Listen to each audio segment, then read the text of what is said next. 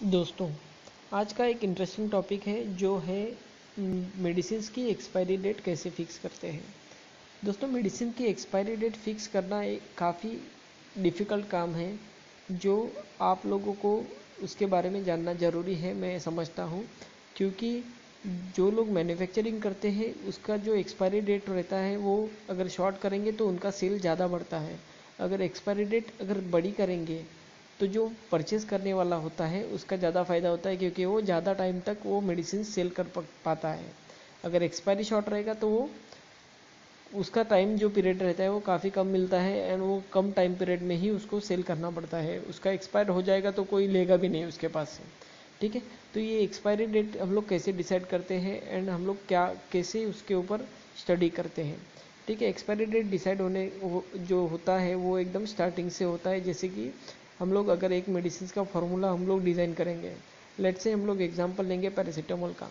तो पैरासीटामोल का फार्मूला अगर डिज़ाइन करेंगे तो पैरासीटामोल के अंदर इंग्रेडिएंट जो होते हैं, जैसे कि पैरासीटामोल जो एपीआई रहता है वो रहता है, दूसरा एक रहता है स्टार्च रहता है, तीसरा उसमें लैक्टोज रहता है, चौथा मिथिल पैराबेन रहता है, पांचवा उसमें प्रोपिल पैराबेन रहता है, छठवा उसमें प्यूरिफाइड वाटर रहता है। ठीक है, मैग्नीशियम स्टेरेट रहता है, टाल्क रहता है, एरोसिल रहता है, कई सारे इंग्रेडिएंट्स रहते हैं। उसके एक कंप्लीट मिश्रण के हिसाब बाद में ही वो पैरासीटामोल का टैबलेट बनता है। ठीक है, तो हम लोग एक एक फार्मूला फिक्स होने के बाद में उसके परसेंटेज में वो जो इंग्रेडिएंट्स मैंने बताए हैं वो सब हम लोग मिक्स करते हैं।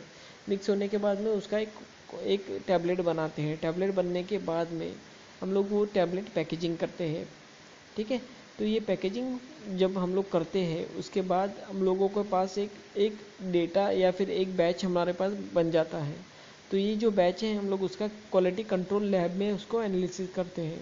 एनालिसिस होने के बाद में हमारे पास एक डेटा जनरेट होता है। जैसे कि कुछ भी पैरासीटामोल अगर हम लोग बैच बनाएंगे तो उसमें कितना परसेंटेज पैरासीटामोल है, उसका ड्रग यूनिफॉर्मिटी कैसा है, उसका कंटेंट कैसा है, यूनिफॉर्मिटी कैसा है, बाद में उसके अंदर इम्प्योरिटीज़ क्या क्या है, उसके अंदर जो उसका जो डिसोल्यूशन प्रोफाइल है वो कैसा है। तो ये सब कुछ हम लोग वहाँ पे एनालिसिस करते हैं। उसके बाद में जितना जो मेडिसिन हम लोगों ने बनाया है वो 3 टाइप के स्टेबिलिटी चैम्बर में लोड करते हैं। तो स्टेबिलिटी चैम्बर क्या होता है कि एक एक छोटा सा रूम रहता है जहाँ पे temperature condition and humidity condition maintain की जाती है। दोस्तों, जनरली 3 टाइप के स्टेबिलिटी चैम्बर यूज़ होते हैं। एक तो होता है 25 डिग्री सेंटीग्रेड वाला एंड 60% ह्यूमिडिटी वाला। दूसरा होता है 30 डिग्री सेंटीग्रेड वाला एंड 60% ह्यूमिडिटी वाला। तीसरा होता है 25 डिग्री सॉरी 30 डिग्री टेम्परेचर वाला एंड 75% ह्यूमिडिटी वाला।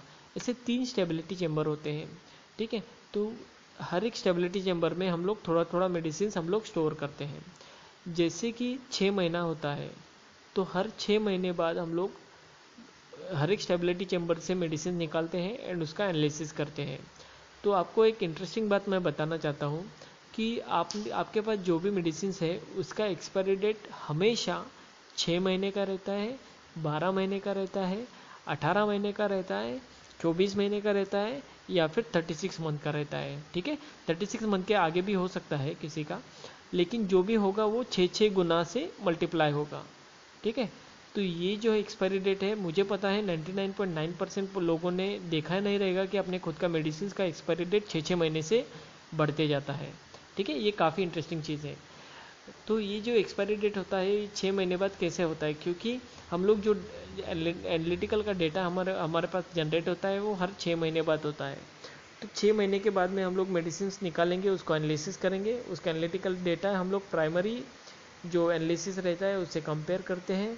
कंपेयर होने के बाद में अगर अपना डेटा अगर सही है तो हम लोग आगे का स्टेबिलिटी कंटिन्यू रखते हैं।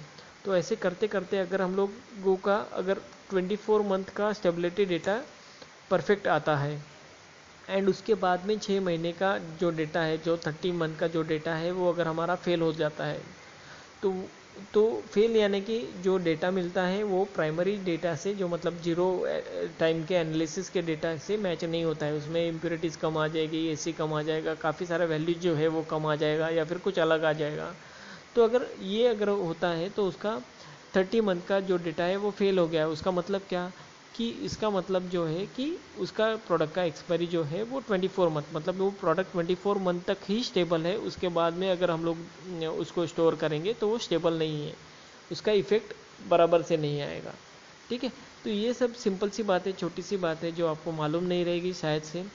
ऐसे कई सारे बातें आपको मालूम नहीं रहेंगी या फिर आपके मन में कई सारे बातों के क्वेश्चंस रहेंगे, तो मुझे ज़रूर बताएंगे, कमेंट बॉक्स में ज़रूर लिखेंगे। और हमारे चैनल अगर आपको उसके बारे में अगर कुछ जानकारी चाहिए मेडिसिन के बारे में, तो हमें सब्सक्राइब करें एंड बेल आइकॉन को लाइक करें। Thank you.